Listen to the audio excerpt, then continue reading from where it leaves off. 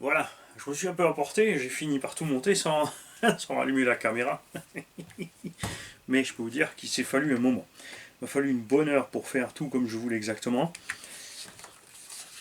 Là, donc juste zigouiller ici la partie centrale du H. On a enlevé un minimum sur le châssis.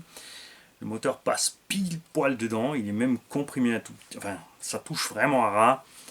Mais j'aime bien. J'ai donc coupé le haut du cache ici. On a mis du Gorilla Tape par-dessus. Ce fait que c'est fermé comme si c'était une espèce de gros soufflet. On est tranquille, ça touche pas, il n'y a rien qui frotte, tu vois.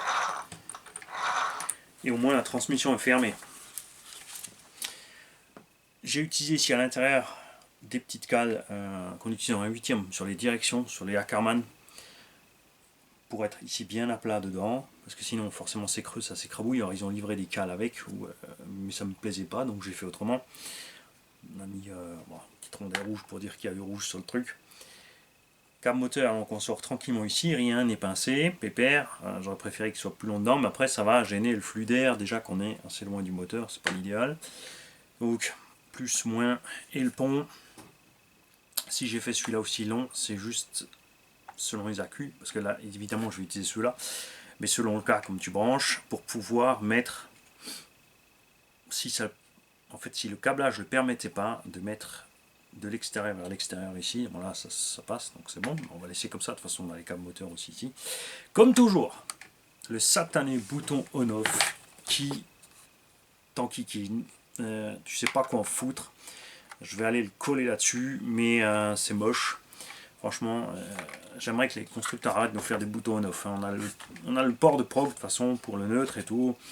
On n'a pas besoin de ce gros bouton immense ici qui sert à rien du tout. De toute façon, il ne coupe pas l'alimentation vers le moteur, il coupe l'étagement uniquement. Il coupe que la commande. Il passe sur 5 volts celui-là.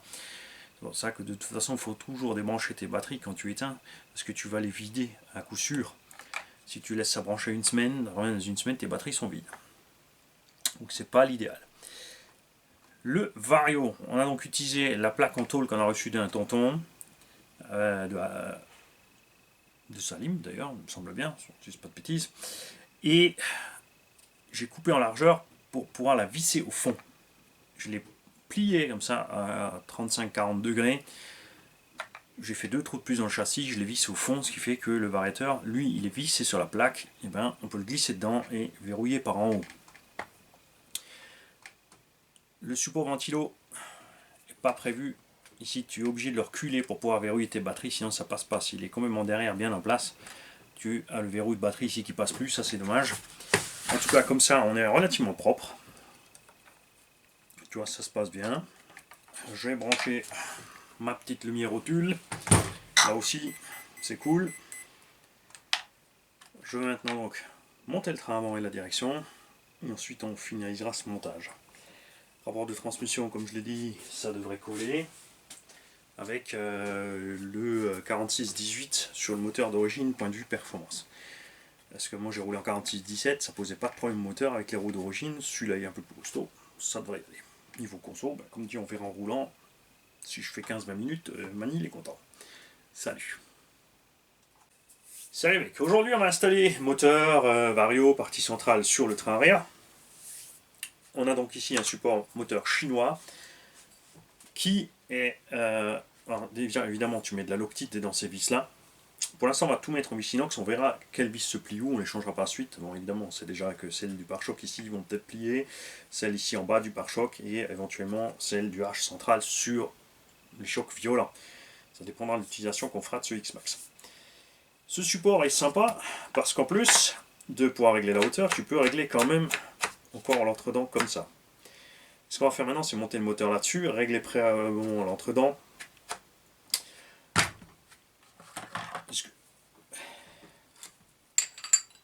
Quand tu mets un gros pignon, souvent le pignon t'empêche, parce que c'est des moteurs, souvent quand tu mets des moteurs plus gros, tu as moins de kV, donc tu es obligé de mettre des pignons relativement gros. Enfin, même si on part sur le même pignon, si on partait sur un 14, le pignon finira par être dans le chemin de la visserie. Quand tu veux serrer, le pignon de 14, je crois que ça peut passer, mais tu ric-rac par derrière. Donc on va le poser dedans, on va faire l'entre-dedans, on va serrer un petit peu, on va bien le bloquer, on mettra le tout derrière. On peut l'installer avant parce qu'on arrive à passer le châssis. Ça passe, regarde. Ce qu'on va voir maintenant, selon le pignon qu'on met, c'est s'il est nécessaire ou pas, parce que malgré que ce moteur soit court, il est trop long. Il touche ici sur ce petit rebord, si je le mets au plus bas. Mais il ne sera pas au plus bas. Nous allons utiliser un pignon de 16. Parce que j'ai tout simplement fait un produit en croix, donc 1250 c'est le moteur d'origine, enfin c'est 1275 même, fois 32, divisé par le rapport de transmission. Donc avec ce rapport module 1,5, on est à 2,5, le rapport d'origine est de 3. Donc, en 2,5 on avait un petit 70, ce moteur donc est plus gros, il y a plus de couple, on veut donc arriver à la même chose. Évidemment, on aura une plus grande consommation, un moteur plus gros, on a une vitesse plus grande, ça va consommer plus. Même avec les 7W8000, si on arrive à 20 minutes, ça sera bien. Mais quand même des performances plus élevées qu'avec le moteur d'origine. Ce moteur-là ne fait que 1100 kV. Il nous manque donc 175 kV x 32. Ça, c'est ce qui va te manquer en vitesse de rotation sortie de l'arbre. Ça fait 3500, 4000 kV par là, en gros. Ça paraît ridicule, mais ça l'est pas. Non, c'est même presque 5000 kV. Puisqu'on a des rotations finales ici d'à peu près 32-33 000 tours, donc 5000 kV de plus ou de moins, tu vois, ça fait tout de suite 10-15% d'écart, enfin même 15-20% d'écart, c'est énorme. J'ai donc tout simplement multiplié 1275 x 32 divisé par 2,5, ça nous donne 16 000 tours. C'est ce qui sort de l'arbre avec le moteur d'origine. Là, il va nous manquer ces tours, on va devoir rattraper sur le pignon. Là, on avait un pignon de 14. Pour rattraper la différence entre les deux, j'ai fait un produit en croix. On arrive à un rapport de 2,2. Pour avoir un rapport de 2,2, il faut que je mette le pignon de 16. C'est ce qu'on va faire là. On va mettre le pignon de 16 sur ce moteur. On va là aussi mettre l'optique sur le moteur. On va là aussi utiliser de la visserie inox, enfin quand même en 4 mm. Sachant, c'est vrai que du l'acier 12,9 c'est plus solide, mais on va voir. On va voir ce qui se passe. Je pense pas de problème, on a déjà fait pire. On a déjà fait évoluer l'engin en 12S. Une centaine de kilomètres/h avec les pneus d'origine qui ballonnaient de façon totalement irraisonnable. Et avec les pneus à crampons, on arrivait quand même à un petit 85. Ce qui est plus cassé sur ce gros bestiau.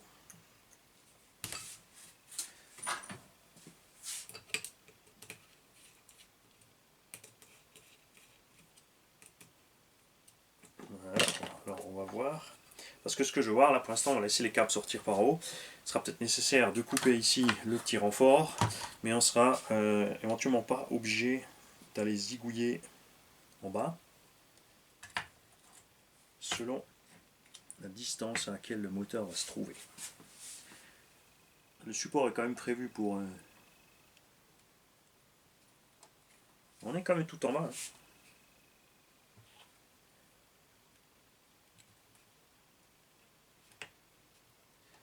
On a un petit piège. On a un arrondi dans le support, mais le moteur n'est pas exactement dans cet arrondi-là.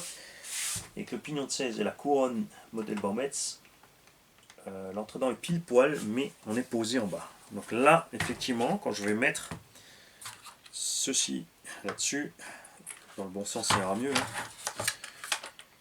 On va mettre ça là, on va se retrouver avec le moteur qui va toucher le châssis derrière.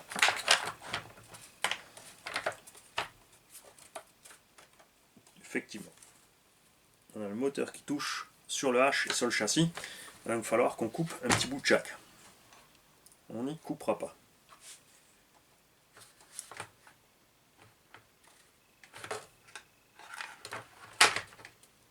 Ouais. Ah, ce que je veux faire aussi, on va utiliser ceci. Ce ventilo-là. Parce que là, il n'y a plus la place. Comme c'est un moteur plus court, on ne peut pas mettre les gros ventilos standards SkyRC ou Castle. Il n'existe pas spécialement de ventilo pour cette longueur de moteur en 82. On va donc mettre ça qui était imprimé 3D quand j'ai un tonton. Et pour mettre celui-là, c'est ce que je voulais voir au niveau du câblage ici. On va supprimer le H donc ça va aller, mais je veux pas avoir trop d'angles. Voilà, on est pas mal. Après, je sais pas si c'est vraiment utile. on est super méga loin du moteur en fait. Hein. Alors, est-ce qu'on va ventiler grand chose? J'ai un doute. Il faudrait quand même avoir un corps alu dessus pour aller refroidir le corps alu, parce que là on va juste souffler, à la limite on va évacuer un peu d'air chaud. Après en roulant il y aura tellement de vent qui va passer comme ça que de toute façon les ventilos n'arriveront pas à pulser d'air sur le moteur. Il faudra donc gaffe à la température. Et on se penchera donc sur peut-être un corps de refroidisseur plus efficace. Alors, donc ce qui me chiffonne là, c'est que mon moteur, je n'arrive pas à le descendre assez loin dessus avec le pignon de 16. Mais j'ai pas envie de mettre un pignon plus gros.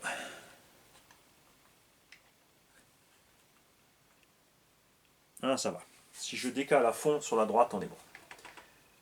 Donc on va fixer ça comme ça.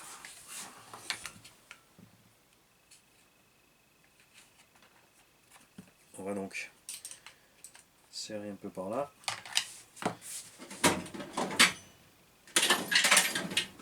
Pour éviter que ça bouge.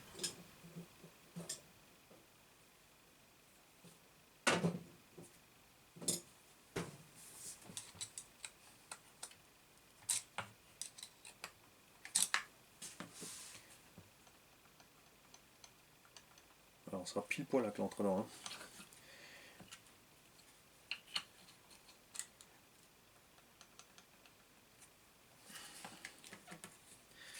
Alors, on va donc réussir à rentrer ça en étant au minimum ici, tu vois.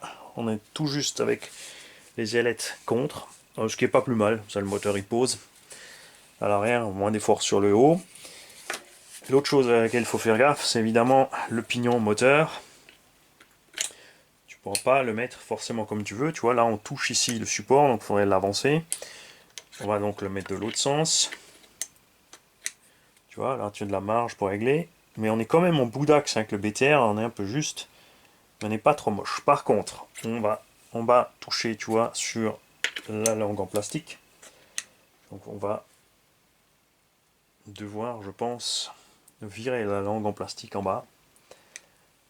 De l'autre côté, après, on ne pourra plus mettre le cache proprement dessus. C'est ce qu'on va essayer tout de suite. Ça sera quand même trop gros avec tout ça.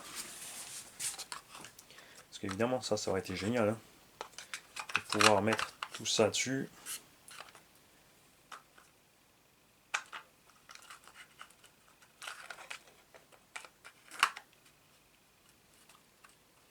Mais la meilleure, c'est qu'il ne nous manque pas grand-chose.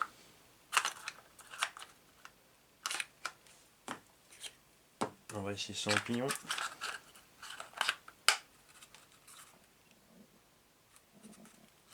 Ouais, c'est mon estomac, j'ai faim. Alors on a carrément l'axe moteur déjà qui tape sur le carter. Et le souci, c'est que même si je fraise ici cette pièce-là, mon pignon moteur, lui, de toute façon, il va aller taper là-dedans. On va poser sur le pignon moteur. Donc t'as pas la moindre chance de toute façon. Ouais. On va voir ça. En tout cas avec l'entre-dents on est pas mal. Hein. Si je suis à fond sur le côté ici, on va être pas mal. Je pense que niveau son, ça devrait pas être dégueu. Hein. Ça devrait pas être dégueu. C'est ce qu'on verra. On mettra quand même ce cache par-dessus, on mettra peut-être une petite cale ici pour éviter évidemment un maximum de saleté dans la rentrée, le temps d'avoir quelque chose de correct, plus la housse, c'est certain. Donc ça, on va pouvoir le fixer comme ça. On va le faire tout de suite. On va verrouiller les vis moteurs. Si je retrouve mon... Il est là.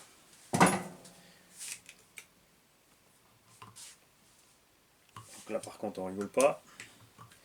On y va. Pas que ça bouge cette histoire.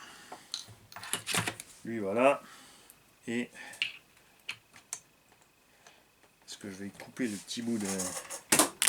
C'est rien, c'est la télécommande qui est partie. Ouais. On va devoir zigouiller ici. On va pas tout faire en même temps, donc là je vais éteindre la caméra, c'est pas la peine que vous ayez la meuleuse dans la tronche avec le bruit et tout le bordel. De toute façon j'allais me mettre à côté à cause de la poussière. J'ai pas envie d'en foutre partout ici. Le patin RPM ici, quand tu le fixes, tu n'as plus les bras, le bras d'origine Traxxas qui a une petite doublure sur le pare-choc, ce que je n'aime pas. J'ai donc coupé le machin et j'ai quand même laissé la pièce en plus avec, puisque ça va quand même renforcer encore les côtés. Ça, on trouvera bien quelque chose à faire avec. On fera les antennes sur le toit. Très bien. Alors ça, c'est pour ce qui est moteur, machin. Donc il va falloir couper un petit peu. Ça c'est sûr. On va découper ici, au plus haut, là. Et après, je sais pas, ce que j'avais fait sur le 12S, c'est que j'avais entaillé ici pour laisser le pignon dépasser au-dessus. Ça n'empêche pas de rajouter ensuite une petite protection par-dessus. Le moyen le plus simple que j'avais fait, c'est tout simplement de la bande armée. J'avais mis par-dessus avec de la bande armée, avec ton verso, et ça marchait super. Ça, faut le dire. J'ai pas eu de souci de saleté qui est rentré dans le 12S dans la transmission. J'ai vraiment pas envie de laisser cette transmission ouverte. Ce serait super aussi sympa que quelqu'un nous fasse quelque chose pour empêcher la saleté de rentrer ici, parce qu'elle atteint la transmission primaire. Évidemment, tu as le souci que tu as l'arbre de transmission là-dedans et qu'il flexe, qu'il bouge. Nous ne pouvons pas juste mettre un palier avec un roulement en plus. Même si perso, je pense que c'est ce qu'ils auraient dû faire, c'est sortir là un palier et prendre l'arbre de transmission à partir d'ici. S'ils avaient commencé l'arbre de transmission à partir d'ici, on aurait encore un roulement là-dedans et on n'aurait pas de saleté qui... Rien ne pourrait rentrer en fait dans la transmission primaire. Mais là, évidemment, le plastique est trop fin, il n'y a pas la place. Il faudrait un autre moulage. On pourrait se pencher sur tout simplement mettre une espèce de système de brosse. Ça n'empêchera pas tout de rentrer, mais ça nous est déjà arrivé sur les chantiers d'avoir des petits cailloux qui sont passés là-dedans, puisqu'ils se glissent par les trous moteurs dans le skid central, sont passés en dessous, et ça passe dedans. Hein, les petits cailloux bien durs là, tu reconnais le bruit de toute façon quand ça passe dedans, et tu sais que tu as endommagé quelque chose. N'oublie pas, quand quelque chose passe dans les pignons moteurs, entre le pignon et la couronne, ça presse sur les roulements. Donc d'un côté le roulement moteur, et de l'autre côté le roulement de la primaire. Ça peut les endommager. Après, c'est les dents qui pètent, ou si tu as des dents trop solides, ben c'est le moteur qui pète si lui n'est pas assez solide. C'est pour ça qu'il faut faire attention avec ça. Et je cherchais mon vario. Alors, je voulais monter le vario d'origine, le XL, mais on va faire autrement. On va faire autrement parce que j'ai ce vario là. C'est pas utile avec ce moteur, on n'a pas besoin du Léopard 200, enfin du Hobby 200. Le 160 suffit large axe moteur. C'est pas parce que tu mets un variateur de 1000 ampères sur un moteur que le moteur va aller plus vite. Tu as évidemment le problème si ton vario est trop faible par rapport à ton moteur, que ton vario va chauffer et il va se mettre en coupure.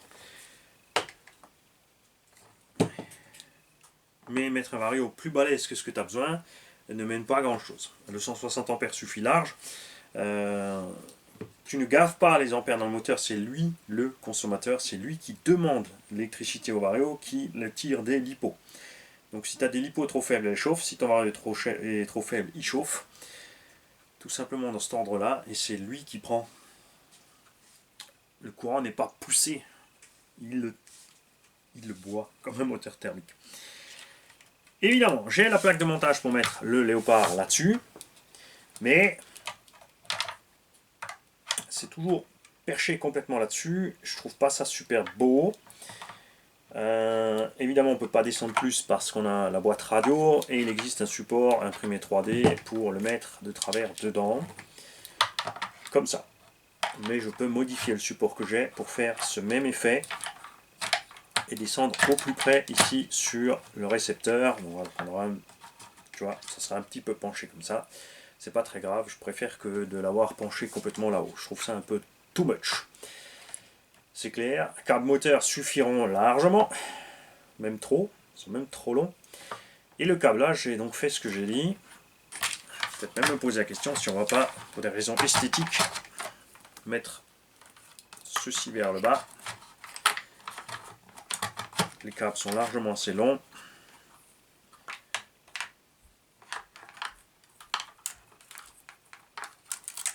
Donc là, je peux tranquillement me brancher de tous les côtés sur mes lipos, que ce soit là, là ou là. J'ai évidemment mon petit pont, que j'ai fait aussi assez long. Et évidemment, si les câbles suffisent pas, il faudra que je prenne extérieur. Je ne peux pas forcément prendre intérieur. Et les câbles moteurs, là, tu vois, on est bien. Ça sera plus propre. Donc je pense que je vais rentrer ça comme ça. Je vais aller modifier ça. Je vais préparer mon train avant aussi. Et comme ça, on fera cette petite installation encore ensemble pour la fin. Dans l'histoire, j'ai oublié de mettre mes petites rondelles rouges. Si tu en mets là, tu as la carreau qui touche. Si tu en mets ici, elles sont vite amochées évidemment par le sable projeté par les roues avant. Si tu en mets sur les suspensions ici, à l'avant surtout, tu peux risquer que ta jante va frotter dessus. J'ai testé. Là sur les côtés ça sert à rien puisqu'on a des puits creux, donc il faudrait mettre des cales au fond pour que la vis soit dessus, pour que la rondelle de couleur soit dehors. La même chose ici. Donc finalement je pense qu'on va pas en rajouter plus que ça sur cette machine. Du coup on n'a pas avancé grand chose, on a juste fait du réfléchissement.